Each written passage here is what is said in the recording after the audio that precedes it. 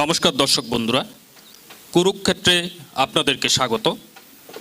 দর্শক বন্ধুরা, আমরা আজকে কুরুক্ষেত্রের যে অনুষ্ঠান, আমরা প্রতিদিনই কোনো না কোনো বিধানসভা এলাকায় যাচ্ছি অথবা কোনো না কোনো জেলায় যাচ্ছি। এই মুহূর্তে আমরা উপস্থিত রয়েছি ৩৬ শান্তিরবাজার বিধানসভা এলাকায়। এই শান্তিরবাজার বিধানসভা এলাকার জনগণ কি চাইছেন বা এখান থেকে বিভিন্ন রাজনৈতিক দল যারা প্রতিদ্বন্দ্বিতা করছে তাদের কি অভিমত, সেটাকে আমরা আপনাদের সামনে তুলে ধরব।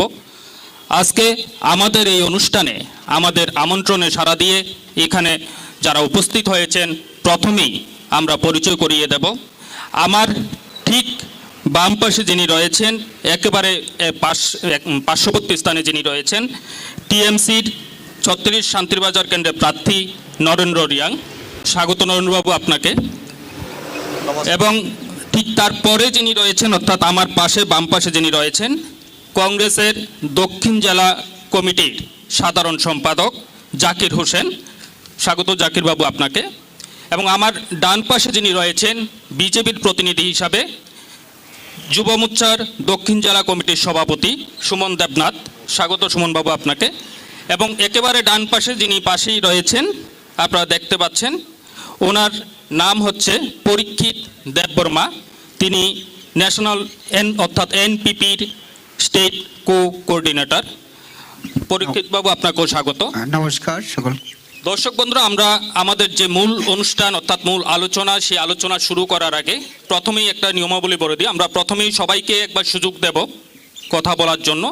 তারপরে আমরা বিভিন্ন প্রশ্ন এখানে উঠে আসবে এবং সর্বশেষ আমাদের যারা দর্শকরা রয়েছে তাদের উদ্দেশ্য আমরা প্রশ্ন করার সুযোগ রাখব। প্রথমেই আমি একেবারে আমার যিনি বাম পাশে রয়েছেন, অর্থাৎ টিএমসির তৃণমূল কংগ্রেসের যিনি প্রার্থী রয়েছেন নরেন্দ্র রিয়াং, ওনাকে বলবো যে নরেন্দ্রবাবু, আপনারা তো এইবার যে ৩৬ শান্তিরবাজার বিধানসভা কেন্দ্র সেখান থেকে প্রার্থী দিয়েছেন, আপনারা মূলত কোন বিষয়টাকে সামনে রেখে জনগণের কাছে ভোট চাইছেন? দেখুন, আমাদের এখনো ম্যানিফেস্টো তৈরি হয়নি, তবু আমরা একটু অ্যাডভান্স বলে রাখতে পারি, আমরা মানুষের অধিকার ফিরিয়ে আনার জন্য, মানুষের সার্বিক উন্নয়নের জন্য আমরা তৃণমূল কংগ্রেসের পক্ষ থেকে কাজ করে যাব এবং আমরা স্বচ্ছ একটা সরকার গঠন করার জন্য আমাদের দলের তরফ থেকে তৈরি করব। মানুষ যাতে এই স্বচ্ছ সরকারের সুযোগ সুবিধা পায় তার জন্য আমরা সর্বতোভাবে চেষ্টা করে যাব। আপনি বলছেন স্বচ্ছ সরকার, সেখানে আমরা জানি যারা বর্তমানে শাসকের ভূমিকায় রয়েছে, অর্থাৎ বর্তমান যে সরকার, তারা বারে বারে দাবি করছে যে এই সরকারের বিরুদ্ধে কোনো ধরনের দুর্নীতির অভিযোগ নেই। তারপরে আপনারা বলছেন যে আপনারা স্বচ্ছ একটা সরকার করতে চান, কি বলবেন? দেখুন, আমি এখানে স্বচ্ছতা বলতে কিছু একটা উল্লেখ করে দিতে চাই। আপনারা নিশ্চয়ই জানেন যে 2018 সালে যেসব প্রতিশ্রুতি ওনারা দিয়েছিলেন এখন অবধি কতটুকু পালন করেছেন, কতটুকু পালন করেছেন? দেখুন, আমি 10,323-এর একজন শিক্ষক। আমাদেরকে প্রতিশ্রুতি দেওয়া হয়েছিল যে ওনারা যখন সরকারে আসবেন তাহলে পরে ওনারা আমাদেরকে মানবিক দৃষ্টিকোণ থেকে বিচার বিবেচনা করে এবং সংবিধানকে মান্যতা দিয়ে আমাদের সেই শিক্ষকতাই পুনরায় ফিরিয়ে দিবেন। তো আমি জাস্ট একটা এক্সাম্পল দিয়েছি। তো ওনারা এখন কি করেছেন, আমরা এখন কি অবস্থায় আছি? এখন অবধি আমাদের প্রায় 150 জন শিক্ষক না ফেরার দেশে চলে গেছেন। খুবই দুঃখ লাগে এই বিষয়গুলি বলতে। তো আরও অনেক কিছু আছে। ওনারা জনসাধারণের জন্য যেসব প্রতিশ্রুতি দিয়েছিলেন, 340 টাকা রেগা মজুরি, বছরে 50,000 চাকুরি, আরও তো অনেক আছে। এইগুলি মানুষ বলতে বলতে বলতে এইগুলি আর নতুন করে শুনতে চাইছে না। আপনি বলছেন স্বচ্ছ প্রশাসন বা স্বচ্ছ সরকার গড়ার কথা, কিন্তু আমরা দেখতে পাচ্ছি আপনাদের যে দল অর্থাৎ তৃণমূল কংগ্রেস তারা কিন্তু পশ্চিমবঙ্গের ক্ষমতায় রয়েছে এবং সেখানকার যারা মন্ত্রীরা রয়েছেন, বিধায়করা রয়েছেন, ইতিমধ্যে আমরা দেখতে পাচ্ছি কারোর বাড়ি থেকে হয়তো বা লক্ষ লক্ষ কোটি কোটি টাকা উদ্ধার হচ্ছে এবং অনেক মন্ত্রী ইতিমধ্যে জেলেও আছে। কি বলবেন? দেখুন, আপনারা নিশ্চয়ই জানেন পার্থ চক্রবর্তী সম্পর্কে, আপনারা সেটাই তো বলতে চাইছেন। শুধুমাত্র পার্থ চট্টোপাধ্যায় নয়, এমন আরও রয়েছেন। দেখুন, এইগুলি কোর্টের আন্ডার প্রসেসে আছে, ঠিক আছে। মমতা ব্যানার্জি এমন না যে যতই দুর্নীতি করুক ওনাকে দলে রাখবেন, আমরা তো সেটা তো দেখতে পাচ্ছি না। তো আপনারা নিশ্চয়ই জানছেন পার্থ চক্রবর্তী জেলে যাচ্ছেন, ওনাকে পার্টি থেকে বহিষ্কার করা হয়েছে। তো এইগুলি থেকে আপনারা বিবেচনা করে দেখুন, মমতা ব্যানার্জি একদম স্বচ্ছ নীতিতে বিশ্বাসী। উনি যে লোকই হোক না কেন, যদি দুর্নীতি করে থাকে তার স্থান নেই। আমরা আসবো আবারও আপনার কাছে, তারপরে আমি যাব যিনি আমাদের কংগ্রেসের হয়ে প্রতিনিধি এখানে উপস্থিত রয়েছেন। জাকির বাবু, আপনার উদ্দেশ্যে বলবো, আমরা দেখতে পেয়েছি এই রাজ্য রাজনীতিতে দীর্ঘদিন অর্থাৎ বামফ্রন্ট এবং কংগ্রেস একে অপরের প্রতিদ্বন্দ্বী ছিল। সেই জায়গায় দাঁড়িয়ে আজকে দুটো দল একসাথে হয়ে গেছে, একসাথে হয়ে সেখানে নির্বাচনে লড়াই করার সিদ্ধান্ত নিয়েছে। আমরা জানি দুটি রাজনৈতিক দলেরই পৃথক পৃথক নীতি আদর্শ রয়েছে। সেখানে এই যে আপনারা জোট করেছেন, তাহলে আপনার যে দল কংগ্রেস তার আদর্শ কোথায় গেছে? এক। 2 নম্বর বিষয় হচ্ছে, এই যে আপনারা জোট করেছেন, আমরা জানি বিগত দিনে আপনারাই অভিযোগ করেছিলেন যে বামেদের হাতে অর্থাৎ সিপিএম এর যারা নেতৃত্ব বা কর্মী রয়েছে তাদের হাতে আপনাদের বহু নেতাকর্মীকে খুন হতে হয়েছে, নির্যাতনের শিকার হতে হয়েছে। তো প্রশ্ন হচ্ছে, তাহলে আবার আপনারা এখন তাদের সাথে জোট করছেন, কি বলবেন? তাহলে বিগত দিনে যারা নির্যাতনের শিকার হয়েছিল তাদেরকে আপনারা কি জবাব দেবেন? ধন্যবাদ। প্রথমে আমি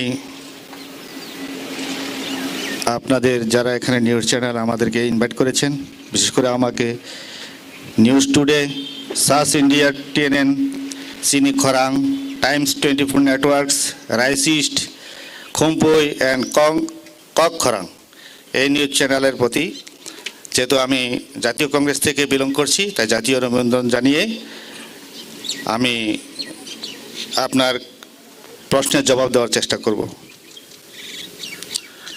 আপনি প্রথম প্রশ্ন করেছেন আমাদের জাতীয় কংগ্রেসের আদর্শ নীতি এবং বামফ্রন্টের আদর্শ নীতি দুটাই ভিন্ন। কিন্তু আজকে এই জাতীয় কংগ্রেস এবং বামফ্রন্ট কেন আজকে একটা প্ল্যাটফর্মে আসতে বাধ্য হয়েছে?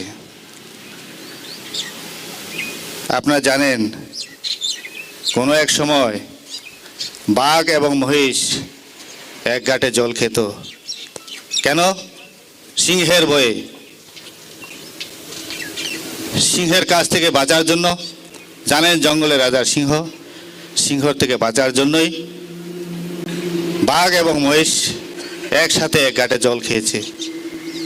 তারই পরিলক্ষিতে আজকে আমরা বামফ্রন্ট এবং জাতীয় কংগ্রেস একটা প্ল্যাটফর্মে আসতে বাধ্য হয়েছি। প্রশ্ন হচ্ছে, যারা বিগত দিনে নির্যাতনের শিকার হয়েছিল আপনাদের দলের, তাদের কি অপরাধ ছিল? তাদেরকে কি জবাব দেবেন আপনারা? হ্যাঁ, বলছিলাম বামফ্রন্টের প্রথমে 78 থেকে 88 এবং 93 থেকে 2018 এই সালগুলিতে বামফ্রন্ট কংগ্রেসের বা বিরোধী দলের উপর নির্যাতন করেছে, খুন হয়েছে, সেটা অস্বীকার করার মতো নয়। যদি লাইকওয়াইজ আমি সেটা বলি, তাহলে 88 থেকে 93 সেই সনেও তো ভায়োলেন্স হয়েছিল, খুন হয়েছিল। তো দুটা বিষয়কে যদি বামফ্রন্টের আমলও হয়েছিল, কংগ্রেস জোটের আমলও হয়েছিল, সেই দুটোকে আমরা যদি ইকুয়াল করি তাহলে বরাবর।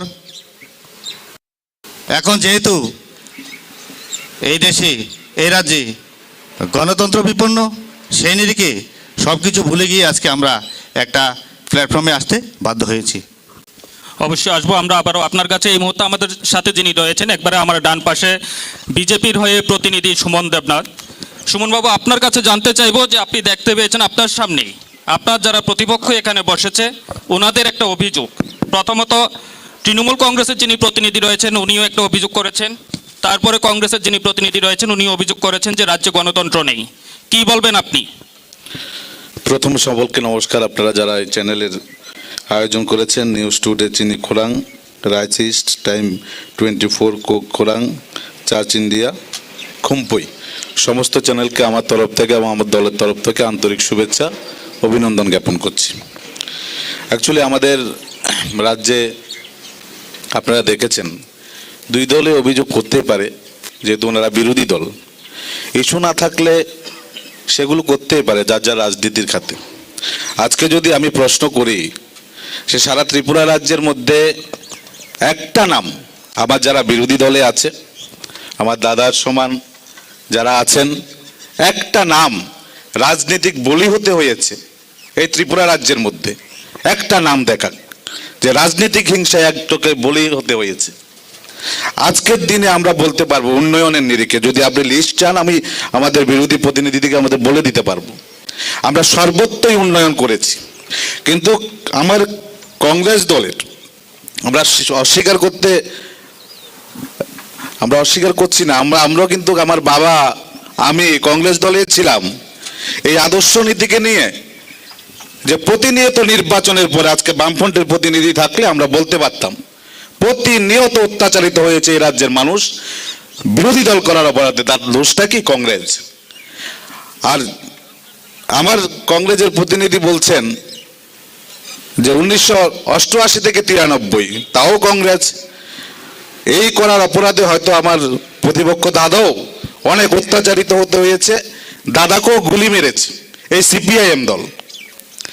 আজকে আমি দাদাকে প্রশ্ন করব, ওনার দলকে প্রশ্ন করব, এই অত্যাচারে 1993 থেকে 18 সাল মানুষ বহু অপেক্ষিত একটা দল চেয়েছিল, যে বিকল্প দল, যে রাজ্যের শান্তির জন্য, রাজ্যের সম্প্রীতির জন্য, যাতে এই রাজ্যের মধ্যে একটা গণতন্ত্র প্রতিষ্ঠিত হয়। রাজ্যের হাজার হাজার মানুষ ভারতীয় জনতা পার্টিকে জয়লাভ করেছে। আজকে ভারতীয় জনতা পার্টি আজকে দ্বিতীয়বার আবার উন্নয়নের নিরিখে, শান্তি সম্প্রীতির নিরিখে আবার নির্বাচনে যাচ্ছে। আমার ওদের কাছে প্রশ্ন, যারা বিচ্ছিন্ন মনোনীতে শহীদ হয়েছে, যারা আদর্শবান, আমার কমিউনিস্ট ভাই কেন আসেনি আমি জানি না, আসলে আরো বলতাম যে যারা প্রতিনিয়ত এই রাজ্যের মানুষকে বলেছে রাজ্যস্ব সুমিত্রের হত্যা কংগ্রেস ঘাতক বাহিনী করেছে, বিচ্ছন্দ মইনুল শহীদ, শ্রীরাম পাল সহ 13 জনের শহীদ কংগ্রেস করেছে, শান্তি কলোনিতে কংগ্রেস করার অপরাধে 52 বোনটাকে পর্যন্ত তার স্তন কেটে দিয়েছে, তাদের ঘরে আমরা চাকরি দিয়েছি কিছুদিন আগে। আজকে সে কংগ্রেসের আদর্শ আর সিপিএম এর আদর্শ জলাজল দিয়ে কোন নীতিতে চলতে চাইছে? মানে যদি গণতন্ত্র বুঝি, কোন গণতন্ত্র? যদি 11 জনের খুন হতো সেটা কি গণতন্ত্র হতো? যদি রাজ্যের মধ্যে সন্ত্রাস হতো সেটা কি গণতন্ত্র হতো? যদি এই রাজ্যের মাকে নিয়ে তার বাবার সামনে শশাঙ্ক বৈদ্যকে প্রাণ ভিক্ষা চেয়েছিল যে আমার প্রাণটা দাও, তাদের সামনে কংগ্রেস করার অপরাধে তাদেরকে বলি দিতে হয়েছে এই সিপিএম পার্টি। আজকে সে কংগ্রেস, এটা কোন কংগ্রেস এবং কি দল ওনারাই জানে। রাজ্যের মানুষ হারে হারে টার পাচ্ছে। আর আমরাও বিগত দিনে যে দল করেছি, লজ্জা হয় এই দলের কথা বলতে। আদর্শ নীতি এই দলের কংগ্রেস সিপিএম এর নেই। আজকের দিনে বলতে পারবো ভারতীয় জনতা পার্টি এসে কারো সিঁদুর মুছেনি, কোন সন্তান তার পিতাকে হারাতে হয়নি। আজকে যদি গণতন্ত্র এটাই বিপন্ন হয়, তাহলে খুন হলে, সন্ত্রাস হলে এটা কোন গণতন্ত্রের মধ্যে পড়ে? শান্তি কলোনিতে 11 জনের খুন কোন গণতন্ত্রের মধ্যে পড়ে? আমাদের শান্তিবাজার যেটা সিপিআইএম এর পার্টি অফিস আছে, তার সামনে আমাদের দাদাদের সহকর্মী, তার সামনে সিপিআইএম নৃশংসভাবে সত্যজিৎ কর্মকারকে ইট দিয়ে থেতলিয়ে তাকে নৃশংসভাবে হত্যা করা হয়েছে। ওইটা কি গণতন্ত্র ছিল? আজকে সে প্রশ্ন আমি ওই দলের মধ্যে করলাম। আর তৃণমূল কংগ্রেসের ভাই বলেছেন 10,323 10,323 মানবিক দৃষ্টিভঙ্গিতে আমরা দেখার জন্য বলেছিল সরকার, আপনাদের জন্য করেছেও। কিন্তু আপনি বলেছেন যে পার্থ চট্টোপাধ্যায় সেটা কোর্টের বিচারাধীন, আপনাদের 10,300 তো কোর্টের বিচারাধীন ছিল। আইন ভেঙে আমরা কোনো কাজ করব না। আমাদের এই সরকার আসার পরে একজন মন্ত্রী বিধায়ক দুর্নীতি করেছে, তার একটা অংশ আপনারা দেখান। আজকে আমরা বলতে পারবো পশ্চিমবঙ্গে সেখানে গণতন্ত্র যেটা বলেছেন মানুষের কাছে বলতে পারবেন। আমি নিজে খুদ গিয়েছি, আপনার মেদিনীপুর বলুন, সেখানে গণতন্ত্র বলতে কিছু নেই। আপনি যদি সল্ট লেক যান, সেখানে গণতন্ত্রকে ভ্রুক্ষেপ করে তাদেরকে গলা টিপে হত্যা করা হয়েছে, তাদের কোনো কিছুই ছিল না। আমরাও সেটা প্রত্যক্ষ করতে দেখেছি এবং প্রত্যক্ষ করেছি। আজকের আমাদের কোনো মন্ত্রী বিধায়ক আজকের দিনে জেলে যেতে হয়নি। আর 10,323 কেস করেছে কে? কেস করেছে সুদীপ রায় বর্মন, যেটা আমাদের নীতিবান, প্রত্যেকদিন আন্দোলন করেছে। আজকে তাদের সামনে আমরা বলতে চাই, ওই সময় কিন্তু বিজেপি ছিল না, সরকারও ছিল না। আমরা মানবিক আবেদন করে বলেছি দৃষ্টিভঙ্গিতে দেখব, আমরা দেখেছি এবং তাদের 1.5 থেকে 2 বছর আমরা তাদের যতটুকু পেরেছি অনারিয়াম দিতে আমরা সক্ষম হয়েছি। এবং আমাদের সরকার পুনরায় সুপ্রিম কোর্টে আইনমন্ত্রী সহ সুপ্রিম কোর্ট আপিল করেছে এই বিষয়গুলোর উপরে দেখার জন্য। এটা কি কি পর্যায়ে, এটাও সুপ্রিম কোর্টের বিচারাধীন।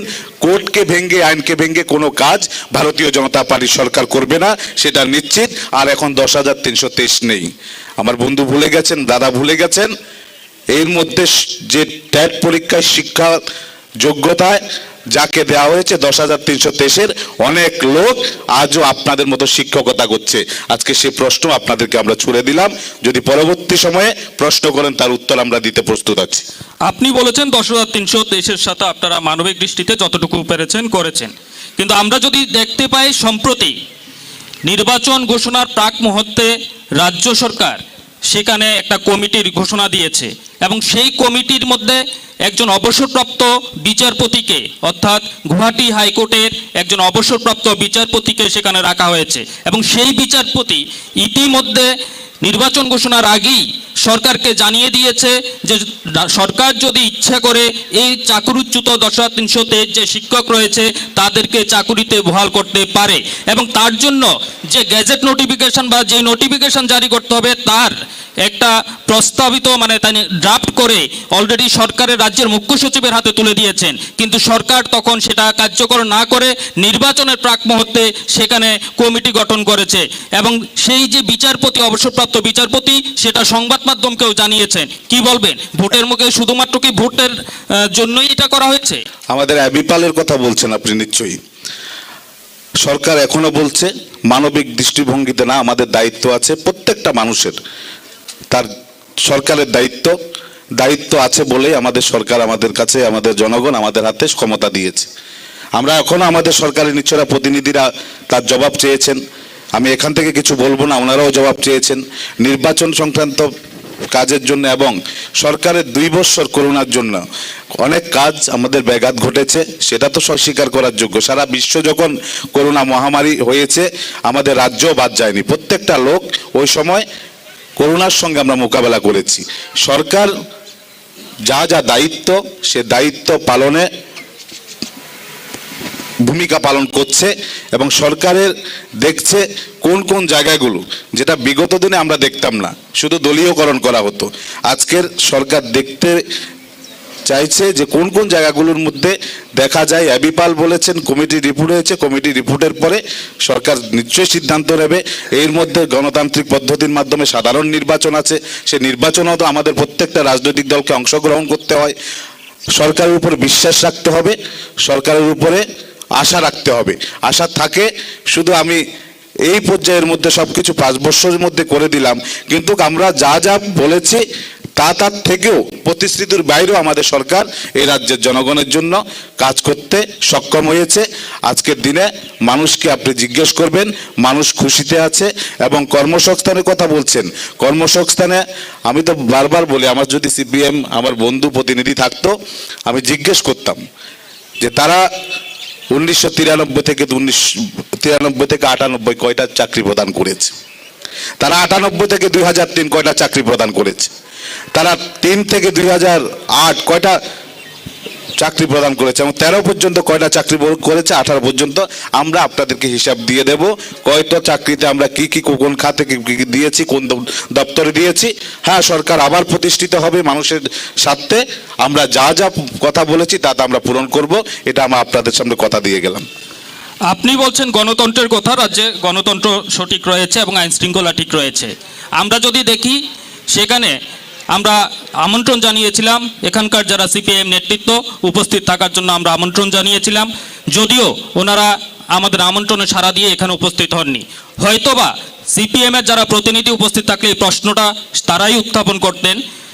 প্রশ্ন হচ্ছে, আপনি গণতন্ত্রের কথা বলছেন, আমরা যদি দেখি 2018 নির্বাচনের পর থেকে বিরোধীদের একটাই বারে বারে অভিযোগ যে তাদের দলীয় অফিস আক্রান্ত হতে হচ্ছে, জায়গায় জায়গায় তাদের কর্মী সমর্থককে আক্রমণ করা হচ্ছে, এবং সর্বশেষ আমরা যদি আপনাকে বলি যে আপনাদের শান্তির বাজারে যেটা সিপিএম পার্টি অফিস রয়েছে সেই পার্টি অফিসও সেখানে ভাঙচুর করা হয়েছে, কি বলবেন? আমি আপনাদের একটাই বলবো, আজকে যদি সিপিএম প্রতিনিধি কেন আসেনি জানি না, হয়তো বা আমাদের প্রশ্নেরও জবাব ওনারা দিতে হতো। ওনাদের পার্টি অফিস কি কোনো রাজনৈতিক দল খুলে দেবে? আজকের দিন আপনি দেখুন, সারা জায়গাতে আজকের পার্টি অফিসে প্ল্যাক লাগাচ্ছে, ফেস্টুন লাগাচ্ছে, বুথে বুথে ফেস্টুন লাগাচ্ছে। আমাদের কোনো কার্যকর্তা, ভারতীয় জনতা পার্টির কোনো কার্যকর্তা ওদেরকে একটা হুমকিও দেয়নি। তো ওনারা অভিযোগ কেন করছেন? ইস্যু নেই সরকারকে, প্রতিনিধিদের কিছু বলার জন্য। আমাদের কাছে ইস্যু ছিল, আমরা মানুষের কাছে গিয়েছি, ওনাদের কাছে নেই। আমরা এই জন্যই বলতে চাইছি, আজকে যদি সিপিএম এর প্রতিনিধি থাকতো আমরা বলতাম শান্তির বাজারে কি কি হয়েছে। এমন কোন লোক দেখাক যে সিপিএম এর বামপন্থী যারা ছিল, যখন 3 তারিখের আগে আমরা কাউন্টিং হলে যাই, এর আগ পর্যন্ত আমাদেরকে বলা হয়েছে তোদের মাথা কেটে দেব, বাড়িঘর জ্বালিয়ে দেব, বাড়িঘর পুড়িয়ে দেব।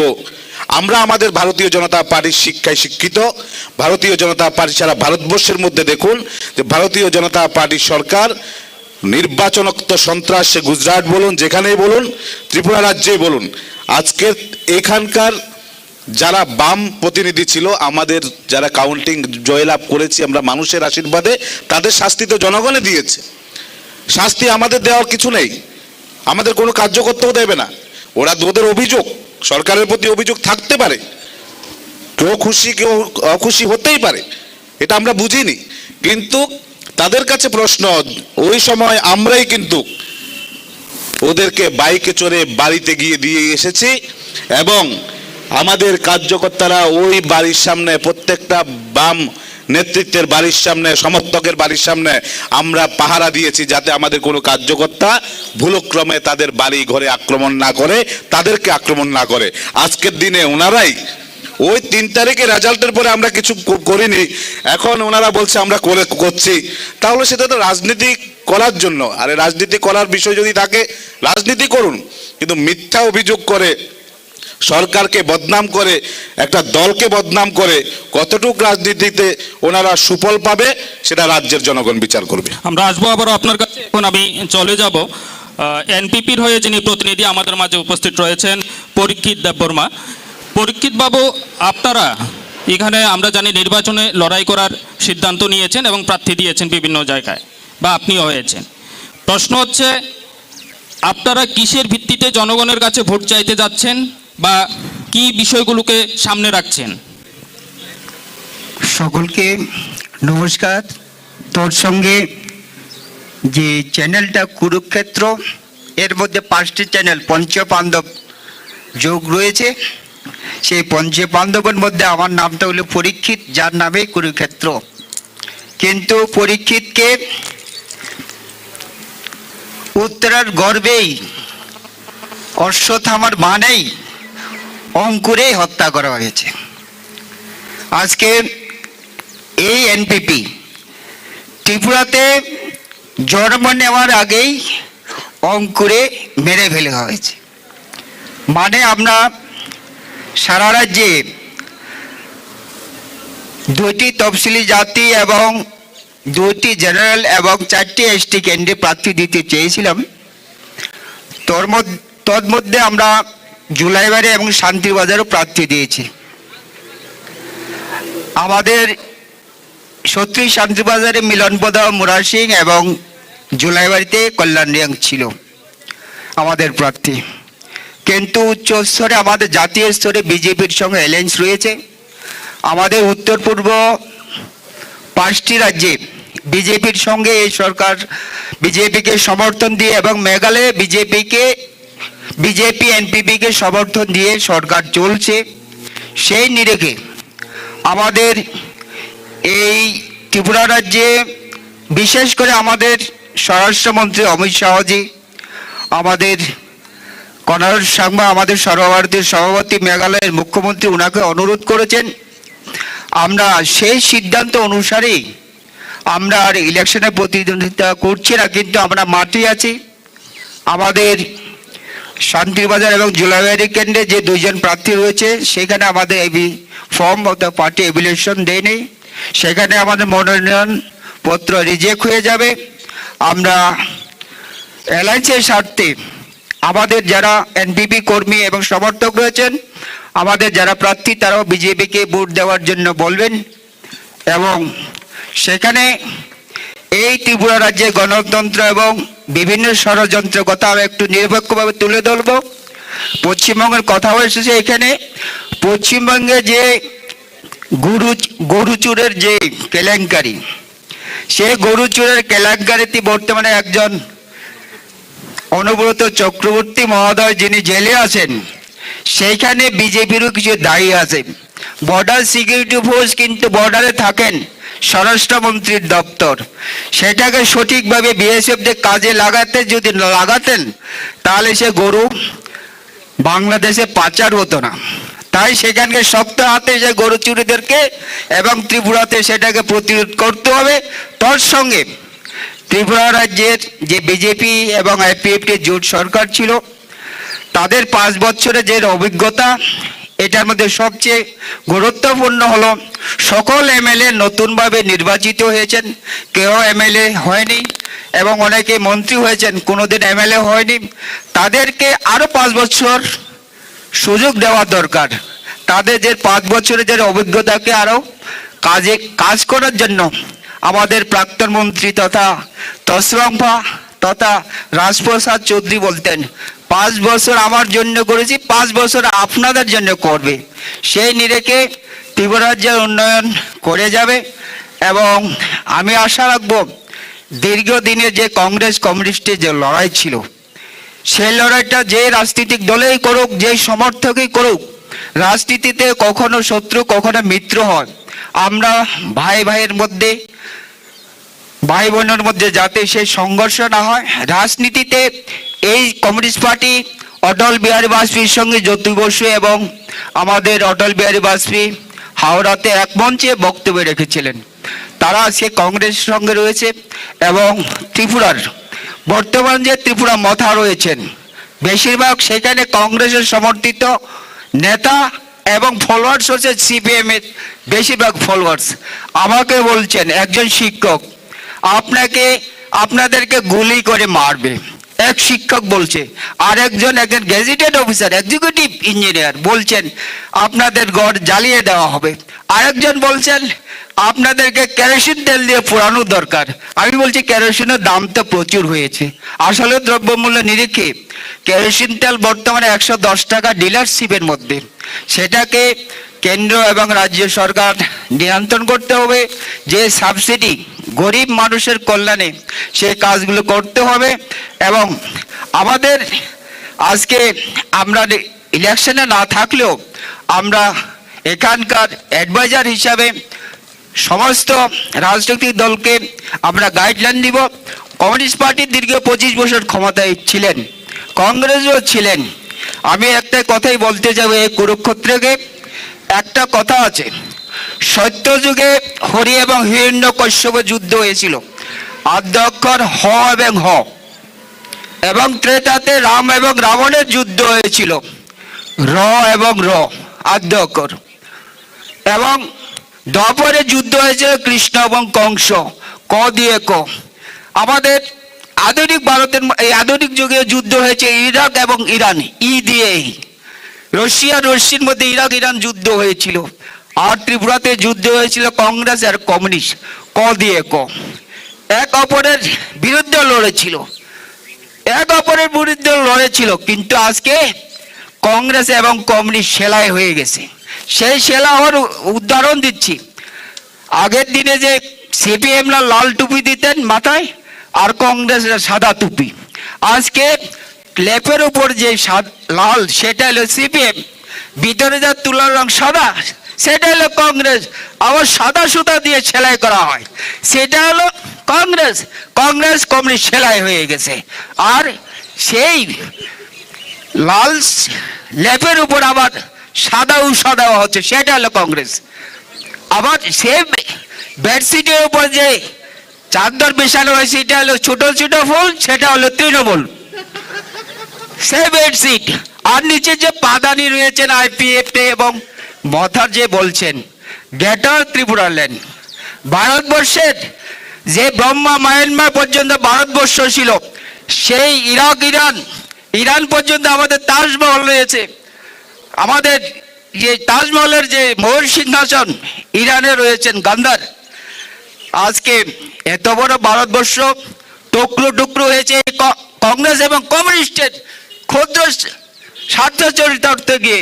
কংগ্রেসের কারণে আজকে আমার ভারতবর্ষ বিভক্ত হয়েছে, সেই কারণে কংগ্রেস কমিউনিস্টকে একটু ভোট নয়। ভারতীয় জনতা পার্টি আমাদের এলএস পক্ষ থেকে যারা প্রার্থী রয়েছেন তাদেরকে ভোট দেওয়ার জন্য আমরা এনপিপি সমর্থন করব। এবং গ্রেটার ত্রিপুরা ল্যান্ড কি, আমরা যখন আদি বিজেপি হয়ে আমরা গ্রেটার ত্রিপুরা ল্যান্ড হ্যান্ডবিল দিয়েছে, কখন কোনো সাংবাদিক প্রশ্ন করেন নেই। আমরা জেডিইউর হ্যান্ডবিলে আমরা গ্রেটার ত্রিপুরা ল্যান্ড হ্যান্ডবিল ছেড়ে তখনই বলেননি আপনারা। আমি বলবো যদি প্রদ্যুৎ দেববর্মন যদি গ্রেটার ত্রিপুরা ল্যান্ডের সমর্থন বা গ্রেটার ত্রিপুরা ল্যান্ডকে যদি দাবি উনি সাকসেস করতে পারেন, তাহলে আমি প্রদ্যুৎ হয়ে প্রচার করব, কিন্তু তাহলে নয়। উনি আগে লিখিত জবাব দিতে হবে গ্রেটার ত্রিপুরা ল্যান্ড হবে কি হবে না।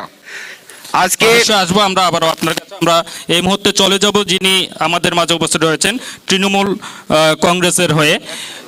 বিশেষ একটি কাজের কারণে তিনি এখান থেকে অল্প সময়ের মধ্যে চলে যাবেন। তো যাওয়ার আগে ওনার প্রতি যে প্রশ্নটা আমরা, এনপিপি যিনি নেতৃত্ব রয়েছেন আপনাদের দলের সম্পর্কে কিছু মন্তব্য করেছে, আপনি কি বলবেন? দেখুন, উনি যে গরুচুর বলেছেন এই বিষয়টা কোর্টের বিচারাধীন। উনি কি নিরিখে বলেছেন জানি না, কোর্ট সম্পর্কে কতটুকু শ্রদ্ধাভাজন।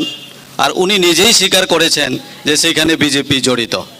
যেহেতু বর্ডারে যে সিকিউরিটি ফোর্সগুলি আছে বিএসএফ, সেটা কিন্তু পুরাপুরি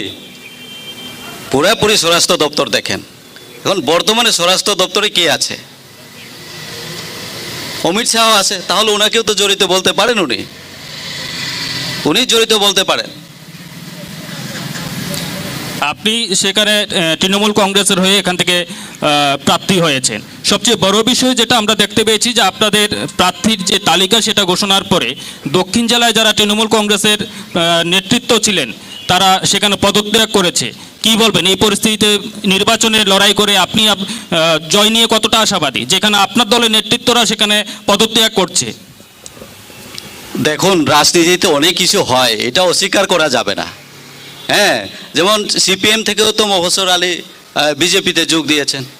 ঠিক আছে, এটা রাজনীতি হবে। তো সব মানুষ তো সব একটা পার্টিতে থাকবে না, বিভিন্ন পার্টিতে জয়েন করবে, এটা স্বাভাবিক। এটা শুধু আজকের দিনে নয়, সব সময় চলে আসছে তো ট্রেডিশনালি। অ্যাকচুয়ালি সেটাই বলে লাভ নেই। এখন আপনারা দেখুন, এখন মানুষ যে দলে দলে যাচ্ছেন, এখনকার মানুষ এটা থেকে ভোট দেবে তা মনে করলে ভুল হবে। এখন মানুষ আধুনিক যুগে আছে, এখন মানুষ শুধু ফ্ল্যাগ দেখে ভোট দেবে এমন না। এখন মানুষ সব কিছু বিচার করবে। এখানে যে চারজন প্রার্থী আছে, সেই প্রার্থী যে কী রকম যোগ্যতা আছে, কি তার ব্যাকগ্রাউন্ড, সবগুলি মানুষ দেখবে, সেই নিরিখে মানুষ ভোট দেবে। এখন মানুষকে বোকা বানানো যাবে না। হ্যাঁ, মানুষ বিচার করবে। হ্যাঁ, তো অনেকে বলে আরে এই পার্টির লোক তো অনেকজন লোক আছে সেখানেই মানে ভোট পড়বে এবং সেই প্রার্থী জিতবে, কিন্তু ভেতরে ভেতরে মানুষ যে কি ভাবছে এখনো কিছু বলতে পারছে না। ঠিক আছে, তো আমরাও আশাবাদী এখানে নিশ্চিতভাবে জয় হব। ধন্যবাদ। অসংখ্য অসংখ্য ধন্যবাদ। দর্শক বন্ধুরা, যিনি আমাদের তৃণমূল কংগ্রেস রয়ে এখানে প্রতিনিধি ছিলেন, সময়ে এবং বিশেষ একটা কাজের কারণে তিনি এই মুহূর্তে এখান থেকে চলে যাবেন। তো আমাদের যেই আলোচনা, সেই আলোচনা ওনার সঙ্গে উপস্থিতির শেষ মুহূর্তে লাস্ট আমরা বলবো যে আপনি যারা দর্শকরা রয়েছে তাদের উদ্দেশ্যে কি বলবেন? আমি 36 শান্তিবাজারের সমস্ত ভোটার ওনাদের কাছে আপিল করব, আপনারা ভোট দেবেন, যাকে খুশি ভোট দেবেন, তবু আপনারা একটু চিন্তা করবেন যে ওই প্রার্থী আপনার জন্য কি করতে পারবেন, ওই প্রার্থীর ব্যাকগ্রাউন্ড কি, সেইগুলি আপনাকে নিশ্চিতভাবে জানা দরকার। কারণ আপনি যাকে ভোট দিচ্ছেন 5 বছরের জন্য নির্বাচিত করেছেন আপনি, পরে যদি আপনি বলেন যে এবং বিবেচনা না করে যদি ভোট দেন, পরে সমালোচনা করছেন, এতে কিছু হবে না। সুতরাং আপনারা প্রার্থী যাচাই করে ভোট দেবেন এবং আমার ব্যক্তিগত তরফ থেকে আবেদন থাকবে আপনারা তৃণমূল কংগ্রেসকে ভোট দিয়ে জয়যুক্ত করুন। ধন্যবাদ। অসংখ্য অসংখ্য ধন্যবাদ তরুণবাবু আপনাকে। আমরা আমাদের যে আলোচনা সেই আলোচনা আমরা পরবর্তী সময়ে চলে যাচ্ছি। যিনি কংগ্রেসের এখানে প্রতিনিধি রয়েছেন জাকির বাবু, বিষয় হচ্ছে আমরা দেখতে পেয়েছি যে এনপিপির পক্ষ থেকে কংগ্রেস এবং সিপিএমের জোট নিয়ে সেখানে উনি বেশ কিছু মন্তব্য করেছেন। সেই মন্তব্যের পরিপ্রেক্ষিতে আপনি কী বলবেন? দেখুন, এখানে ট্রফি দেওয়া হয়েছে কুরুক্ষেত্র। কুরুক্ষেত্র মহাভারতের আমলের একটা যুদ্ধ। উনি মহাভারতের অনেক কথাই বলেছেন, হয়তোবা নিজেকে পণ্ডিত ভাবতে পারেন। এই কুরুক্ষেত্র যুদ্ধটা নিজেদের মধ্যে হয়েছিল। এটাকে আমরা ধর্মযুদ্ধও বলে থাকি। যদি ওই সময় কৌরবরা পাণ্ডবদেরকে কিছু জায়গা ছেড়ে দিত, তাহলে এই কুরুক্ষেত্র যুদ্ধ হতো না, আর মহাভারত নামকরণও হতো না এই ভারতবর্ষে।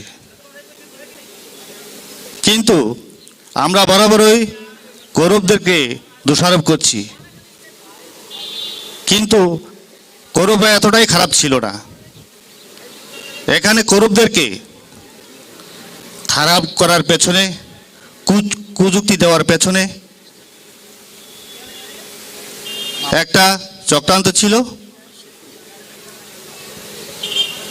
যিনি ছিলেন মামা শকুনি। শকুনি যদি এই মহাভারতের মধ্যে না থাকতো, তাহলে কুরুক্ষেত্র হতো না, আর মহাভারতের নামকরণ আজকে হতো না। আপনারা দেখেছেন এই মহাভারতের ভিতরে দ্রৌপদীর বস্ত্রহরণ হয়েছিল, অপমান হয়েছিল নারী জগৎ, এই ভারতবর্ষের নারী সমাজ। ভগবান শ্রীকৃষ্ণ মানতে পারেননি। সেদিন এই ধর্মযুদ্ধে বিনাশ হয়ে গিয়েছিল কৌরবরা, একমাত্র নারী নির্যাতনের কারণে এবং কুচক্রী মামা শকুনির কারণে। আমার বড় ভাই পরীক্ষিত দেববর্মা যেটা বলেছেন, নিশ্চয়ই ওনার ব্যক্তিগত ব্যাপার বলতেই পারেন, ওনার গণতান্ত্রিক অধিকার। তো আমি এটাই বলবো, নিশ্চয়ই আপনারা আমার জবাব পেয়ে গেছেন। কংগ্রেস এবং সিপিআইএম সেখানে জোট হয়েছে। আমরা জানি পাশাপাশি তিপ্রামথা সেখানে গ্রেটার তিপ্রাল্যান্ডের দাবিকে সামনে রেখে ভোটের ময়দানে ঝাঁপিয়েছে। এখন আপনারা কংগ্রেস এবং সিপিএম জোট হওয়ার পাশাপাশি তিপ্রামথা দলকেও পাশে চাইছেন, তাহলে কি আপনারা সেই তিপ্রামথার যে দাবি সেই দাবিকে সমর্থন করেন? আমি একটা কথাই বলবো, আমি জাতীয় কংগ্রেস থেকে বিলং করছি। আমি জাতীয় কংগ্রেসের কথাই বলবো। ত্রিপুরামথা একটা রিজিওনাল পার্টি, ওনাদের সাথে আমাদের নেতৃত্ব আলোচনা করেছেন, বারবার আলোচনা করেছেন, কিন্তু উনি যে ত্রিপুরা ল্যান্ডের দাবি করেছেন, এটা যে আমাদের ত্রিপুরা যে মানচিত্র আছে, সেই মানচিত্রকে একটু ব্যতিক্রম করে দিয়েছে। সেই জন্য কোনো দলই শুধু কংগ্রেস সিপিএম কেন, ভারতীয় জনতা পার্টির সাথেও বারবার আলোচনা করা হয়েছে, কেউ মানতে পারবে না, যেহেতু সেটা ভৌগোলিক বিষয় রয়েছে। সুতরাং সে নিরিখে এ রাজা প্রদ্যোৎ কিশোর মানিক্য উনিও এখান থেকে সরে দাঁড়িয়েছেন। আপনারাই তো বর্তমানে সিপিএম এর সাথে জোট করেছেন, তাহলে বিগত যে 5 বছর বিরোধীর ভূমিকায় ছিল বামফ্রন্ট, বিরোধীর ভূমিকায় থাকাকালীন সময় বামফ্রন্টের কাজকর্ম নিয়ে কি বলবেন? দেখুন, যে কোনো সরকার যখন প্রতিষ্ঠিত হয়, রাজ্যের জনগণ ভোট দেয়, ভোটের মাধ্যমেই ওনারা জয়লাভ করেন এবং শাসন ক্ষমতায় থাকেন। সব দলই ক্ষমতায় গিয়ে রাজ্যের শান্তি শৃঙ্খলা উন্নয়নের কথা বলেই ক্ষমতায় যান। কিন্তু আমরা 100% বলবো না, কিন্তু বামফ্রন্টের আমলে শান্তি ছিল, ভায়োলেন্স হয়নি সে কথা আমি বলবো না, ভায়োলেন্স হয়েছে, কিন্তু এমন কোনো ভায়োলেন্স হয়নি যেটা গণতন্ত্রকে বিপন্ন করেছে। সুতরাং বামফ্রন্ট যাই কিছু করুক না কেন, কিন্তু শান্তি বামফ্রন্ট রেখেছিল এই রাজ্যে।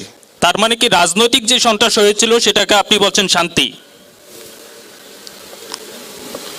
না, আমি সেটা বলবো কেন, শান্তি শুধু একটা বিষয় কেন, শান্তিতে যেমন রাজ্যে যদি কোনো ভায়োলেন্স না হয়, পানীয় জল, তারপরে শিক্ষা, প্রশাসনিক ব্যবস্থা, বিশেষ করে আইন যেটা রয়েছে ল অ্যান্ড অর্ডার, সেটা যদি ভরপুর ত্রিপুরা রাজ্যের মধ্যে প্রচলন করে থাকে, তাহলে সেটাকেই তো আমি শান্তি বলবো। সকলেরই জানা রয়েছে যে রাজ্যের প্রাক্তন স্বাস্থ্যমন্ত্রী বিমল সিনহা সেখানে খুন হয়েছিলেন এবং ওনার যেই হত্যার রহস্য দীর্ঘ বাম শাসনে, সেটা কিন্তু রাজ্যের যারা বাসিন্দা অর্থাৎ রাজ্যের জনগণ জানতে পারেনি। সেখানে কিন্তু আইন শৃঙ্খলা নিয়ে একটা প্রশ্ন উঠছে, কিন্তু আপনি বলছেন বামফ্রন্ট সরকারের সময় শান্তি শৃঙ্খলা ছিল, কি বলবেন? প্রত্যেকটা রাজনৈতিক দলের শাসনকালেই এরকম কিছু না কিছু ঘটনা ঘটে থাকে, কিন্তু খুন সন্ত্রাস সেটা কাম্য নয়। আমি ব্যক্তিগতভাবেও সেটাকে সমর্থন করি না। বিমল সিনহা হত্যা হয়েছে সেটা সত্য, কিন্তু কেঁচো হয়েছে, কিন্তু কারা করেছে এখন পর্যন্ত তার কোনো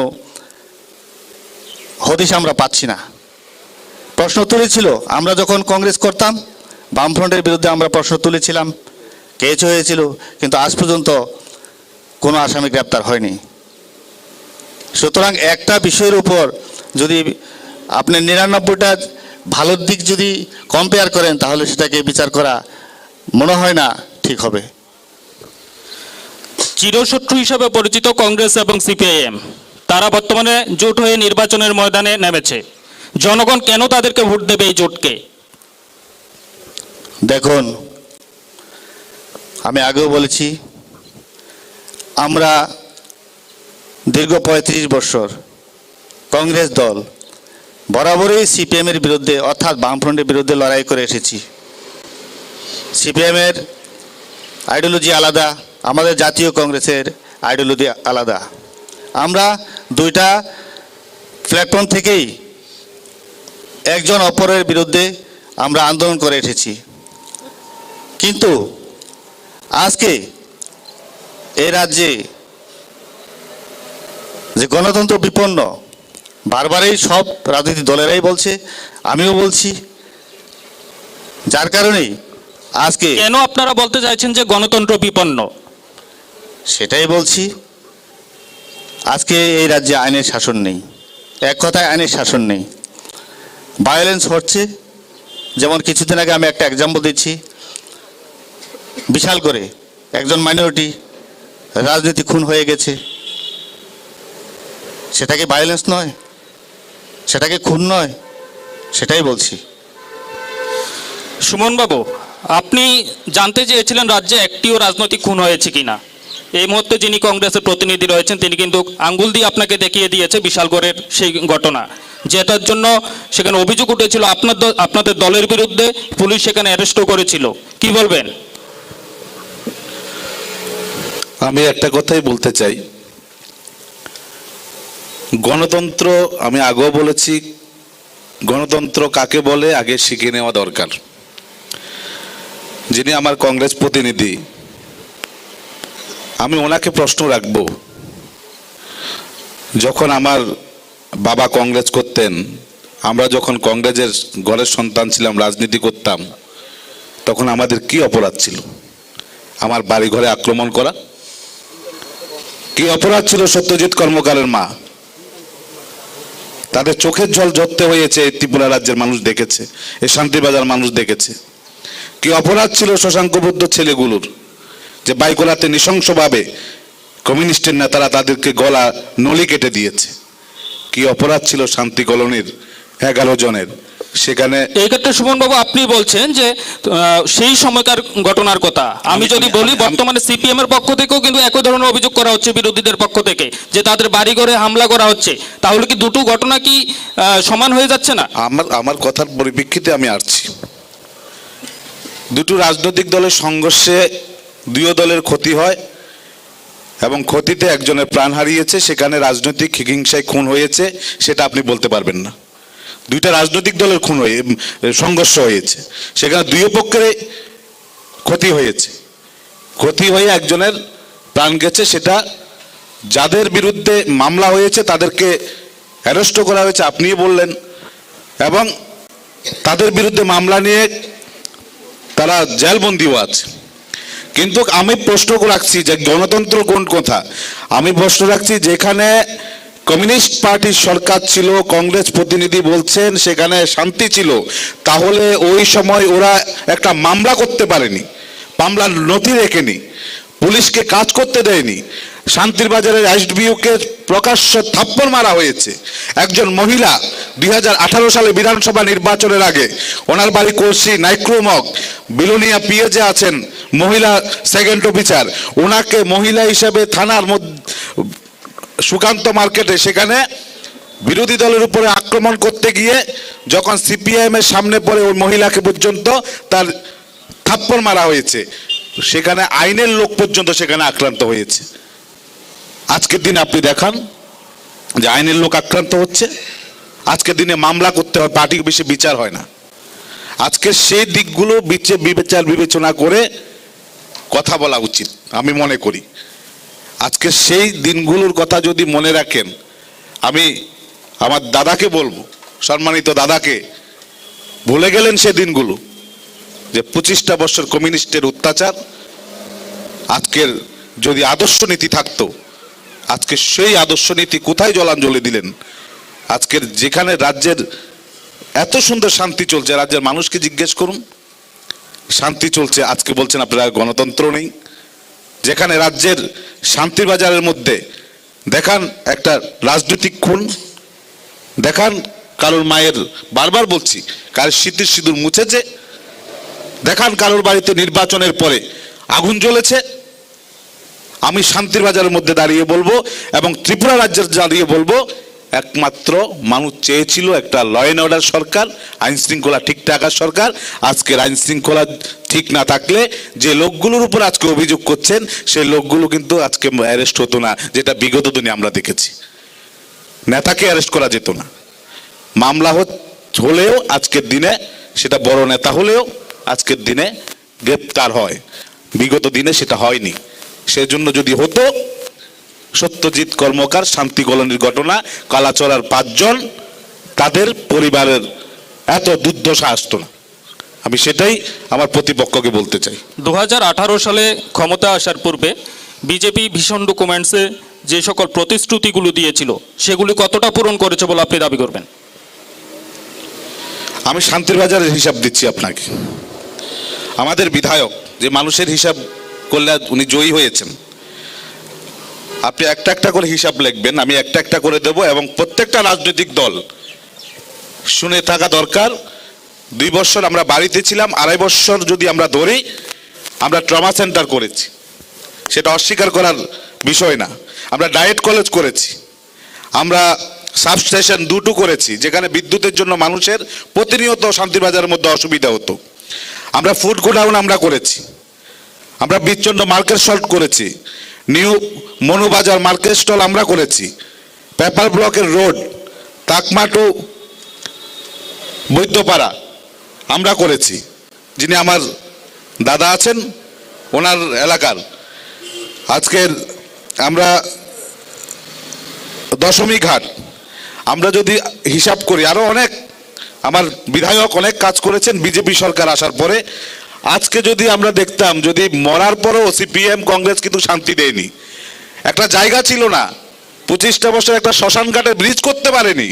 আজকে আপনি শান্তিবাজারে যান, শ্মশান ঘাটে আজকে কীর্তন হয়, শ্মশান ঘাটের বিভিন্ন মানুষ গিয়ে শান্তি পায়।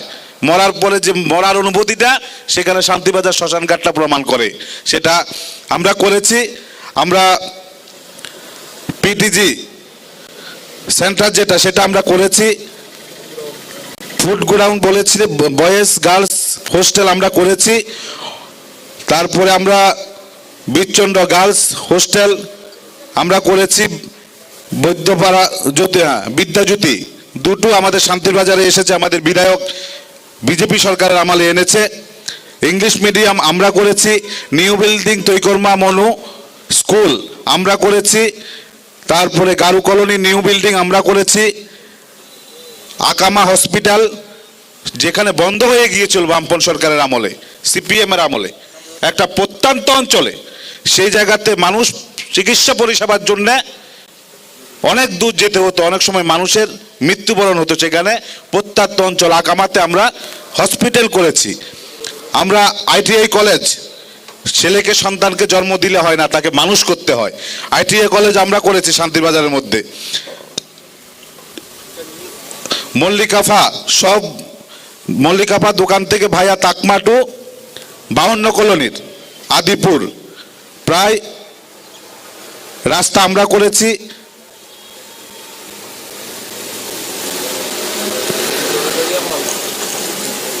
কাঞ্চননগর রোড আপনি যদি যান, সেখানে আমরা করেছি। লাচি ক্যাম্পে ভায়া শান্তিবাজার, তাকমা বাজার, মনপাতর আউটপোস্টের এনএচএর সঙ্গে আমরা করেছি। আরও পিডাব্লিউ যদি আমরা হিসাব দিই, অনেক কিছু আপনারা যদি তথ্য চান আমরা তথ্য দিয়ে দেব। এবং ওভারঅল শান্তির বাজারের মধ্যে আপনি প্রত্যেকটা রাস্তা, প্রত্যেকটা ঘাট, আর সন্ধ্যার পরে যদি দেখান, সন্ধ্যার পরে শান্তির বাজার আসলে আগরতলার থেকেও শান্তির বাজার আজকে টাক্কা দিচ্ছে। একমাত্র ভারতীয় জনতা পার্টির বিধায়ক জয়ী হয়েছে, মানুষ বিশ্বাস করেছে। শান্তির বাজার আজ থেকে 4.5 বছরের আগের চিত্র আর এখানকার চিত্র, ওভারঅল এডিসিতে যান, প্রত্যেকটা সমান্তরালভাবে আমার বিধায়ক, ভারতীয় জনতা পার্টির বিধায়ক প্রত্যেকটা জায়গাতে কাজ করেছে। আজকের সেই কাজের নিরিখে আমরা মানুষের কাছে যাচ্ছি, মানুষের যা যা দরকার সেগুলো আমরা পূরণ করার চেষ্টা করছি। আর যে প্রতিশ্রুতির কথা আপনারা বললেন, আপনারা জানেন এই শান্তির বাজারের আমি নাম দিয়ে বলছি, দত্তপাড়ায় ষষ্ঠীশীল ছিল, সে পুরুষ বিধবা ভাতা পায়। লজ্জার বিষয় আমাদের ত্রিপুরা রাজ্যে বিভিন্ন জায়গায় যারা কোনোদিন পরিচারিকা ভাতা পায়নি, মানুষের বাড়িতে কাজ করি, তাদেরকে বিনা ভাবে ভাতা দেয়া হয়েছে। সেটা আপনারা প্রত্যক্ষ, আপনারা চ্যানেলে আছেন, আপনারা জানেন ত্রিপুরা রাজ্যের খবর। আজকের দিনে আমরা ভাতা পাবকদের ভাতা দিচ্ছি। কেউ মিটিং মিছিলে যেতে হয় না, আন্দোলন করতে হয় না। আন্দোলন করতে করতে মানুষের জীবন যাপন ধ্বংস হয়ে গেছে। আজকের দিনে কোনো কিছু করতে গেলে দাবি করতে হয় না, ঘরের জন্য মিটিং মিছিলে যেতে হয়েছে। আজকে আমরা সিপিএম কংগ্রেস প্রত্যেকটা লোককে প্রধানমন্ত্রী আবাস যোজনা দিচ্ছি, কারণ আমরা প্রতিশ্রুতি দিয়েছিলাম আমরা সবকা সাথ সবকা বিকাশের সরকার করব। এবং আমরা যা যা পড়েছি, আমাদের কি কিষাণ সম্মান নিধি আমাদের ইস্তেহারের মধ্যে ছিল না, কিন্তু সরকার দিচ্ছে, সেখানে কোনো দলীয়করণ করা হচ্ছে না। উজ্জ্বলা যোজনা আমরা দিচ্ছি। যদি ওভারঅল হিসাব করেন, হয়তো সময় থাকবে না, আমরা তথ্য সহকারে আমরা মোকাবেলা করতে রাজি আছি। বিরোধীরা যা যা প্রশ্নের জবাব দায়িত্ব সরকারের, আমরা তা দেব। কিন্তু বিগত দিনে আমরা প্রশ্ন করলে প্রশ্নের জবাব পেতাম না, তার বদলে বাড়ি ঘরে আগুন পেতাম, বাড়ি ঘরের সন্ত্রাস পেতাম, এবং বাজারঘাট থেকে ধাক্কা খেতে হতো বিরোধী দল করা অপরাধে। এই প্রশ্ন দুটোর মধ্যে রাজ্যের মানুষ বিচার করবে। আপনি ডেভেলপমেন্টের সেখানে হিসাব তুলে ধরলেন। প্রশ্ন হচ্ছে, সেই ডেভেলপমেন্টের প্রশ্নে সেখানে পাহাড়ে কিন্তু তীব্রামতা বারে বারেই দাবি করছে যে জনজাতি অধ্যুষিত এলাকায় কোনো ধরনের উন্নয়ন করা হয়নি, এবং বর্তমান সরকারের সময়েও বঞ্চিত জনজাতিরা, তাই তারা এডিসি এলাকাতে পৃথকভাবে তারা সেখানে গ্রেটার ত্রিপুরাল্যান্ডের দাবি তুলেছে। কি বলবেন? আমি পৌরসভার হিসাবটা দিইনি আপনাকে, যা বলেছি সব এডিসিতে হয়েছে। রাস্তা যেটা পেপার ব্লকের কথা সব এডিসিতে হয়েছে। বিচ্ছন্দ মনু সেটাও এডিসি, মনু মার্কেট স্টল সেটাও এডিসি, তৈকর্ম হসপিটাল সেটাও এডিসি। তো সব কিছু এডিসিতে হয়েছে। তো আজকের যে অর্ধেক অংশ যদি আমার পুরসভার হিসাব দিই, পুরসভার আলাদা হিসাব আমি আপনাকে দিয়ে দেব, কিন্তু যা বলেছি তার বেশিরভাগই আজকে সবচেয়ে বেশি গুরুত্বপূর্ণ দায়িত্ব আমরা নিয়েছিলাম যে প্রত্যেকটা ঘরে ঘরে আমরা উজ্জ্বলা জলজীবন মিশনের মাধ্যমে জল পৌঁছাবো। আগে আমাদের দুঃখ হতো বাড়ির সামনে গেলেই আমাদের মা বোনেরা কলসে কলসে বাড়ি খেত, এখন খায় না, এখন বাড়িতে জল যায়, সেটা পাহাড় হোক আর সমতলে হোক। এটাও তো সরকারের প্রতিশ্রুতির মধ্যে ছিল, সরকার কাজ করছে। আজকে সেই বিষয়ের উপরে তো গুরুত্ব দেওয়া দরকার। আর আমি যা যা বলেছি ম্যাক্সিমামই আইডিসিতে হয়েছে। অভিযোগকারীরা অভিযোগ করবে, রাজনীতির স্বার্থে ওনারা অভিযোগ করতে পারে, কিন্তু যারা উপকার পেয়েছে জনগণ, যে গণদেবতা এবার 28 লক্ষের উপরে গণদেবতা রায় দেবে, সে রায়টাকে 2 তারিখ আপনারা দেখে নেবেন, এই রায়ের উপর নির্ভর করবে। আমরা আমাদের যে আজকের আলোচনা, সেই আলোচনা একেবারে শেষ পর্যায়ে আমরা আমাদের সামনে যারা দর্শকরা রয়েছেন তাদের কাছ থেকেও আমরা প্রশ্ন নেব। কেউ যদি প্রশ্ন করতে চান তাহলে হাত তুলতে পারেন, আমরা সেখানে সুযোগ দেব। আমি কংগ্রেস এবং সিপিএমের জোট প্রার্থী জাকির সাহেবকে জিজ্ঞেস করতে চাই, দাদা লাস্ট 18 ইলেকশনে এখান থেকে আপনার মিসেস কংগ্রেস থেকে দাঁড়িয়েছিল, কিন্তু এইবার আপনাদের আখিরে লস হয়ে গেল না? যে আপনাদের এখন এতদিন কংগ্রেসকে ভোট দিতে হতো, এখন আপনাকে সিপিএমকে ভোট দিতে হবে, এতে আপনার ব্যক্তিগতভাবে মন থেকে আপনার ভালো লাগে? আমার ছোট ভাই আমাকে প্রশ্ন করেছেন যে আমার মিসেস 2018 নির্বাচনে ভারতীয় জাতীয় কংগ্রেস থেকে লড়েছেন। আমার ভাইয়ের কাছে কি প্রুফ আছে যে যিনি ক্যান্ডিডেট হয়েছেন উনি আমার স্ত্রী? আমরা শুনেছিলাম। শোনা আর প্রমাণ এক কথা নয় ভাই। আচ্ছা যাই হোক, অসুবিধা নেই, আপনি সাথে ছিলেন, ভালোই লড়েছেন। অবশ্যই আমি ইলেকশনে একজন ছিলাম এবং তখন পরিবর্তনের পক্ষে প্রচার করেছিলাম, কিন্তু একবারের জন্য বলিনি সেদিন কংগ্রেসকে একটা ভোট দিন। আচ্ছা, পরিবর্তনের পক্ষে ভোট দেওয়ার জন্য প্রচার করেছিলাম। তো এইবার আপনারা সিপিএমকে ভোট দেবেন। এত দিন আপনারা যেটা নিয়ে লড়াই করেছিলেন সারা ত্রিপুরা রাজ্যে, এবার আপনি সিপিএমকে ভোট দিতে যাচ্ছেন, আপনাদের এখানে ক্যান্ডিডেটও নেই। তো আপনারা এই আগের বারও যখন আপনারা সারা জীবন যখন সিপিএম চলছিল 25 বছর, তখনও আপনারা 11টা-12টা সিট পেতেন, এবার আপনারা 13টা সিট নিয়ে খুশি হয়ে গেছেন। এতে আপনাদের মানে নিজের অস্তিত্ব থাকবে আগামী দিনে? দেখুন, সেটা আমার বিষয় নয়, আমি একজন দলের কার্যকর্তা। আমাদের অল ইন্ডিয়া কংগ্রেস কমিটি এবং আমাদের যারা স্টেট নেতৃত্ব রয়েছেন তারা আলোচনাক্রমেই সেটা করেছেন। তবে এটা আমি বলতে পারি 2018 পরে আমাদের জাতীয় কংগ্রেসের যে কার্যকর্তারা ছিলেন একেবারে ধুয়ে মুছে সবাই ভারতীয় জনতা পার্টিতে চলে গেছেন। আমাদের 36 শান্তিবাজার বিধানসভা কেন্দ্রে জল খাবার জন্য একটি এসটি লিডার রেখে যাননি, সেটা আপনারাই প্রত্যক্ষ সাক্ষী। আমার ছোট ভাই সুমন থেকে, মোহাম্মদ থেকে আমার ছোট ভাই প্রমোদ রিয়াং, আমার ছোট ভাই গৌরীশঙ্কর রিয়াং, শ্রদ্ধ গৌরীশঙ্কর রিয়াং, তারপরে দুষ্মন্ত রিয়াং, দৈচান রিয়াং, তারপরে উপেন্দ্র রিয়াং জল খাবার জন্য তো একটি কংগ্রেসের এই লিডার রেখে যাননি। তো আমরা কি করে শান্তিবাজারে আমরা এখানে প্রার্থী দাবি করব? আমরা বুথ কমিটি নিরিখে সিপিএমের সাথে চ্যালেঞ্জ করেছিলাম, কিন্তু হেরে গিয়েছি, সেই জন্য ওনারা প্রার্থী পেয়েছে। That's enough. অন্য কেউ যদি দর্শকদের পক্ষ থেকে প্রশ্ন করতে চান তাহলে হাত তুলতে পারেন, অবশ্যই আপনাদের সুযোগ দেওয়া হবে সেই ক্ষেত্রে। আর কেউ কি কোনো প্রশ্ন রাখতে চান আমাদের এখানে যারা? প্রথম আপনার নামটা বলুন, তারপর আপনি আপনার প্রশ্নটা বলবেন এবং কার উদ্দেশ্যে প্রশ্নটা সেখানে বলবেন। আমার নাম পরিমল রিয়াং। আমার প্রশ্ন আমাদের দক্ষিণ জেলার যুব মোর্চার সভাপতির কাছে। প্রশ্ন না চাক যে সুমনবাবু যেটা বললেন সব কিছু তো এডিসির মধ্যেই হলো, কিন্তু আজকে ওনার কাছে আমার একটা প্রশ্ন রইল। আমাদের এই শান্তিরবাজার বিধানসভা কেন্দ্রে শান্তিরবাজার সাব ডিভিশনের কথা আমি বলছি। আমাদের শান্তিরবাজার সাব ডিভিশনের মধ্যে এডিসি এরিয়া আছে, জেনারেল এরিয়া আছে। দেখুন আপনি যে স্বাস্থ্য দপ্তরের কথা দেখুন, আমাদের এডিসি এরিয়ার মধ্যে একটা হসপিটাল আছে, আর আমাদের শান্তিরবাজার সাব ডিভিশনের জেনারেল এরিয়ার মধ্যে 4-5 কিলোমিটার অন্তর অন্তর একটা ডিস্ট্রিক্ট হসপিটাল, একটা পিএইচসি হসপিটাল, সিএইচসি হসপিটাল, যেমন বাইখোরা, জোলাইবাড়ি, মহরিপুর, আমাদের শান্তিরবাজার। কিন্তু এডিসি এরিয়ার মধ্যে আপনারা একটা হসপিটাল দেখাতে পারবেন, এটা হলো স্বাস্থ্য দপ্তরের কথা। আর একটা শিক্ষা দপ্তরের কথা বলি। আমিও একসময় কিন্তু 10,323-এর মধ্যে একজন চাকুরিরত কর্মচারী ছিলাম, আজকে চাকুরিচ্যুত।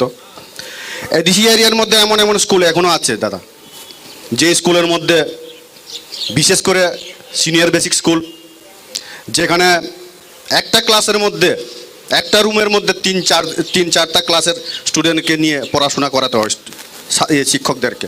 ক্লাসরুমের অভাব, অন্যদিকে টিচারের অভাব। একটা এসবি স্কুলের 3 থেকে 4 জন শিক্ষক নিয়ে ক্লাস করতে হয়। তাহলে আপনার জেনারেল এরিয়ার মধ্যে দেখুন, জেনারেল এরিয়ার মধ্যে একটা এসবি স্কুলের 15 থেকে 20 জন টিচার, প্রমাণ দিয়ে দিতে পারি আমি। হাই স্কুলের কথা তো বলেই লাভ নেই, 20-25 জন শিক্ষক। তাহলে সব কিছু এডিসির মধ্যে দেওয়া হলে আপনার এই বক্তব্যটা কিন্তু মিলল না। আমরা চাই জেনারেল এরিয়া। প্রশ্নটা বলুন, আপনি আপনার প্রশ্নটা বলুন। এটাই প্রশ্ন। এখন আমাদের দাবি সামনে, আপনি যে বললেন এডিসি এরিয়ার মধ্যে সব কিছু দেওয়া হলো, কিন্তু কোথায় পেলাম আমরা? এটার জবাব আপনার কাছে একটু শুনতে চাই। সুমন বাবু, আপনিই বলেছিলেন যে এডিসি এলাকার সার্বিক উন্নয়ন করেছেন আপনারা, বলুন এবার। ধন্যবাদ পরিমলদাকে। আপনি প্রশ্ন করেছেন, যেহেতু আপনি পরে এসেছেন, আমি প্রশ্নের জবাব আপনাকে দিচ্ছি। উন্নয়নের নিরিখে প্রশ্ন করেছিলেন আমাদের যিনি আজকের সঞ্চালক। আমরা বলেছিলাম যে রাস্তা, আজকে আপনি স্বাস্থ্য ব্যবস্থার কথা বলছেন, স্বাস্থ্য ব্যবস্থার মধ্যে আজকে যদি তুইকরমাতে যান, আকামাতে যান, সেখানে বামপন সরকারের আমলে সে হসপিটাল সেখানে বন্ধ ছিল, সেটা আমরা চালু করেছি আমার শান্তিবাজার বিধানসভা। রাস্তাঘাটে যদি যান, আমরা বড় বড় রাস্তা করেছি, সেটা আমি অলরেডি হিসাব দিয়ে দিয়েছি। আপনারা যদি চান আপনাদেরকেও দিয়ে দেব। ডায়েট কলেজ কিন্তু এডিসি এলাকাতে হয়েছে। আপনি কোনটা এডিসি বলছেন আমি ঠিকমতো বলতে পারছি না। যে আপনারা রোডম্যাপ চাইছিলেন, গেটার টিপলেন, সেটা রোডম্যাপ চাইছেন না আজকের এখানে শান্তিরবাজার বিধানসভা পৌর পরিষদে হিসাবের নিরিখে বিচ্ছন্নমনু যে মার্কেট স্টল, সেটাও এডিসির মধ্যে। আপনি বলছেন সেখানে বাইখোলা পিএইচসির কথা, হলিক্রস যেতে সেখানে একটা হসপিটাল আছে, সেখানেও এডিসির মধ্যে। বিচ্ছন্নতা হসপিটাল আছে, সেটাও এডিসির মধ্যে। রাজাপুর হসপিটাল আছে, সেটাও এডিসির মধ্যে। তো বিভিন্ন রাস্তাঘাট আমরা অলরেডি হিসাব দিয়েছি, সেটাও এডিসির মধ্যে। তো আপনি এডিসি এলাকাটা কোনটা দিচ্ছেন আমি জানি না। যারা আপনি প্রশ্ন করেছেন, 1.5 বছর সরকার রাজ্যের মানুষের এডিসিতে ক্ষমতা ছিল। আপনারা বলছেন আমরা এডিসির ক্ষমতা চালাবো, আবার আমাদের কাছেই দাবি করছেন। আমরা জল 1.5 বছর আপনাদের উপরে মানুষ ভরসা করে এডিসিতে ক্ষমতা এসেছিল। তা আমরা এমনও দেখেছি এডিসির টাকা শিলংয়ে খরচ হয়, বড় বড় বিল্ডিং হয়। তো আপনি যদি আরো চান আমি তথ্য দিয়ে দেব। তো শিক্ষকের কথা বলছেন, যেখানে স্কুল রাজ্য সরকার বলেছিল যে যেখানে এমন এমন স্কুল ছিল যে জায়গাগুলোর মধ্যে, দুটো আমি বলছি ইংলিশ মিডিয়াম, রাজাপুর আমরা ইংলিশ মিডিয়াম, সেটাও এডিসির মধ্যে আমরা করেছি। তা আপনি এডিসি কোনটা বললেন আমি জানি না। আমরা চাই না একটা জাতি গোষ্ঠী ভাগ করে যাক। আমরা শান্তিরবাজার বিধানসভা, সেখানে 50-50 থেকেও বেশি নন এডিসির লোক আছে। আমরা কিন্তু সেই বিচারে আমরা কোনো জায়গাতে যাই না, এবং সরকারও সেই বিচারে চায় না। অধিকার সবার আছে, আপনার যেরকম আছে আমারও আছে। আমরা চাই না বিগত দিনের মতন যে 1988 যে সরকারটা ছিল এবং 1980 সালের পুনরায় ত্রিপুরা রাজ্যের মধ্যে একটা দাঙ্গা হোক। আমরা ভাই ভাই হিসেবে চলতে চাই। যদি কোনো দিকে অসুবিধা হয় ভাইয়ের কাছে তো বলবেন, অধিকার আছে আপনাদের, আপনাদের অধিকার আছে ভাইয়ের কাছে বলার। তো সেখানে আমাদের যিনি রাজ্যের একটা আঞ্চলিক দল, আপনারা বলছেন যে একটা থানচা, মহারাজ তো সবারই হয়, আমারও তো মহারাজ সম্মান করি। তো এটা কোন ধরনের এডিসি চাইছেন আমি জানি না। হ্যাঁ, এটা চাইতে পারেন যে এডিসিতে অধিক ক্ষমতা দাও, সেটা সরকারের বিবেচনাধীন। আমরা তো সব জায়গাতে দিয়েছি। এডিসিতে যদি বলতে পারতেন যে আমার এখানে কম সংখ্যক টিচার আছে, আপনারা টিচার দিন, আমরা তো টিচার নিয়েছি অলরেডি। ম্যাক্সিমাম এবার টেট পরীক্ষাতে যারা উত্তীর্ণ হয়েছে ম্যাক্সিমামে এডিসিতে দেওয়া হয়েছে, ম্যাক্সিমামে অমরপুরের বিভিন্ন জায়গাতে প্রত্যন্ত অঞ্চলে দেওয়া হয়েছে। তো শিক্ষা দপ্তর একটা নিরিখে শিক্ষা ব্যবস্থার জন্য সেখানে চালু করে। নির্বাচনের প্রাক মুহূর্তে ইস্যু উঠিয়ে বিগত দিনে সরকার ছিল একটা 5 বছরের শিশুটাকে প্রশ্ন করে, তার মধ্যে 2.5 বছর আমরা সার্বিকভাবে উন্নয়নের হিসাব আমরা এখানে দিয়ে দিয়েছি। আমার তৃণমূল কংগ্রেসের প্রার্থীও ছিলেন, এবং সিপিএম কেন আসেনি জানি না, সিপিআইএম এর কাছেও আমাদের প্রশ্ন ছিল। আমরা কিন্তু উন্নয়নের নিরিখে কাজ করছি, ভাগাভাগি এই রাজ্যের মধ্যে হয় না। আপনার অধিকার, কোন কোন স্কুলগুলোর মধ্যে টিচার কম আছে 2 তারিখের পরে সরকার গঠন হওয়ার পর আপনাদেরকে সেই টিচার দিয়ে দেব। আমাদের যে আলোচনা, সেই আলোচনা একেবারে শেষ পর্যায়ে আমরা আলোচনার শেষ পর্যায়ে যিনি রয়েছেন কংগ্রেসের হয়ে প্রতিনিধি, ওনাকে বলবো আপনি সর্বশেষ সংক্ষেপে আমাদের যারা দর্শকরা রয়েছে তাদের উদ্দেশ্যে কি বলবেন।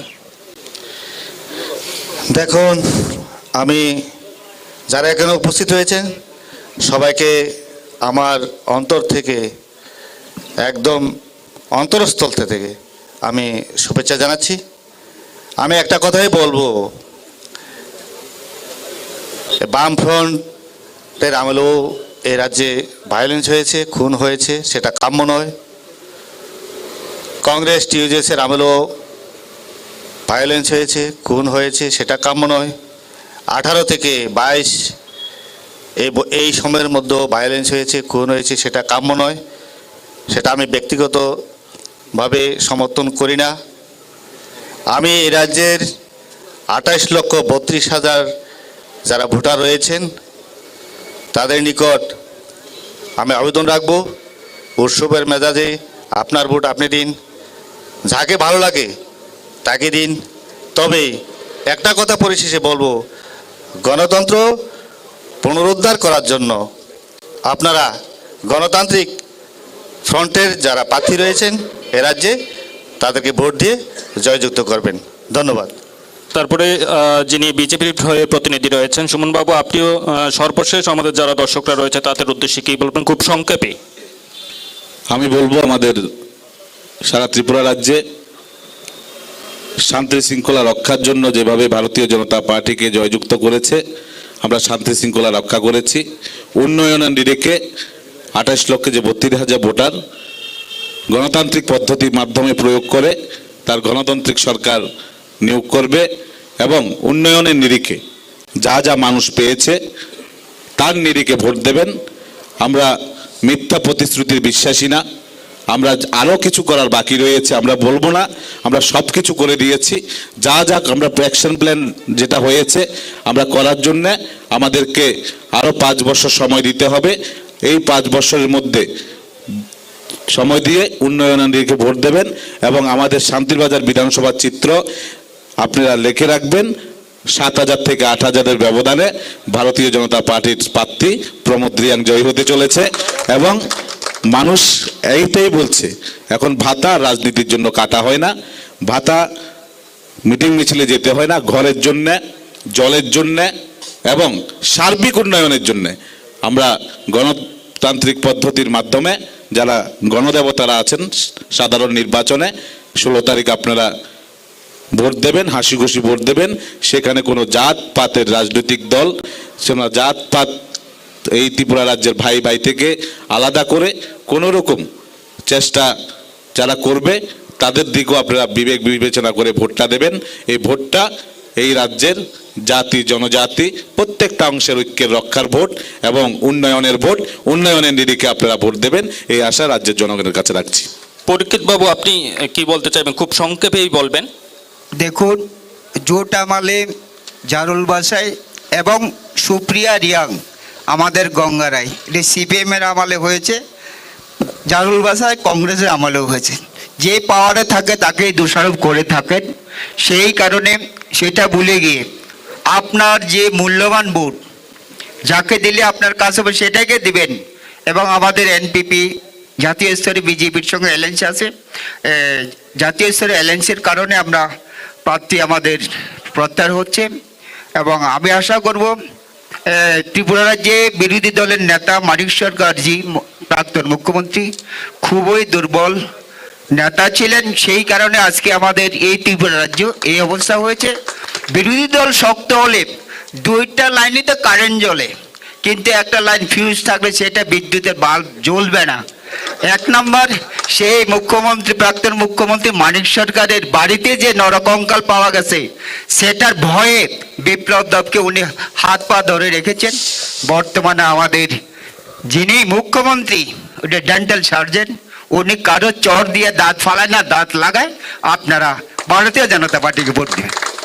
অসংখ্য অসংখ্য ধন্যবাদ। যারা আজকে আমাদের আমন্ত্রণে সাড়া দিয়ে আমাদের এই অনুষ্ঠানে উপস্থিত হয়েছিলেন অতিথি হিসাবে, সকলকে কুরুক্ষেত্রের পক্ষ থেকে অসংখ্য অসংখ্য ধন্যবাদ জানাই। দর্শক বন্ধুরা, আমাদের যে আলোচনা, সেই আলোচনা আজকের মতো এখানেই শেষ করব। আপনারা সকলেই জানেন সামনে বিধানসভা নির্বাচন, সেই নির্বাচনে আপনারা আপনাদের ভোটাধিকার প্রয়োগ করবেন এবং যারাই আগামী দিনে সরকারে আসবে রাজ্যের সার্বিক উন্নয়নে আপনাদের মৌলিক অধিকারগুলি পূরণ করার ক্ষেত্রে অগ্রণী ভূমিকা নিয়ে কাজ করবেন, এই আশা এবং প্রত্যাশা রেখে আজকের মতো আমাদের যে আলোচনা, সেই আলোচনা এখানেই শেষ করছি। নমস্কার।